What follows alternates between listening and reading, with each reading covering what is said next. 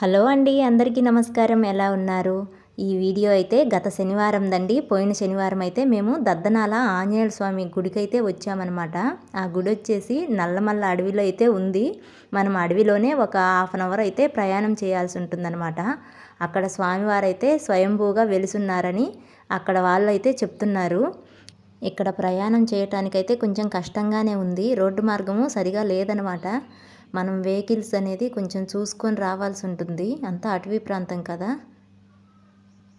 ఇక్కడ స్వామివారికి వచ్చేసి పూజ చేసేది చెంచువారండి. చెంచువారు అయితే పూజ చేస్తారు ఇక్కడ స్వామివారికి. ఎందుకంటే ఇక్కడ చెంచుతాండ అయితే మనకు దగ్గరలోనే ఉంది.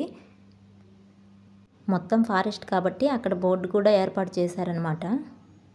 ఇక్కడ స్వామివారిని దర్శించుకొని వారి మనసులో ఉన్న కోరికల్ని స్వామివారితో చెప్పుకుంటే వారి కోరికలు అయితే నెరవేరుతాయని ఇక్కడ భక్తుల విశ్వాసం అండి. ఆ కోరికలు నెరవేరిన తర్వాత ఖచ్చితంగా మళ్ళీ స్వామివారిని దర్శించుకొని వారి మొక్కుబడులు అయితే తీర్చుకోవాలి.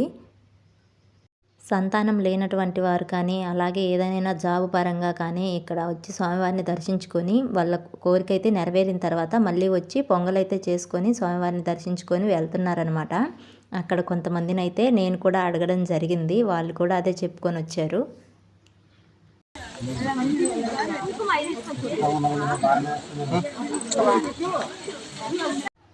ఇక్కడ స్వామివారిని దర్శించుకునే భక్తులకి భోజన వసతి కూడా ఉందన్నమాట. అక్కడ వచ్చిన వారికి భోజనం అయితే ఏర్పాటు చేస్తున్నారు. అలా కొంచెం ముందుకు వెళ్ళిన తర్వాత మనకి పురాతనమైనటువంటి శివాలయాన్ని సందర్శించుకోవచ్చు. నెరవేరుస్తారని మనము నమ్ముతాం కదమ్మా, అది కూడా నమ్మకం.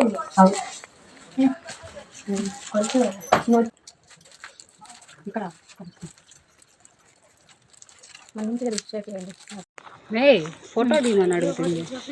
వీడియో కూడా పెడతాం. ఇది యూట్యూబ్లో వస్తుంది, పర్లేదుగా. అందరం అయితే స్వామివారిని దర్శించుకొని వెళ్తున్నాము. బాయిలో పడవుతలే పోయి.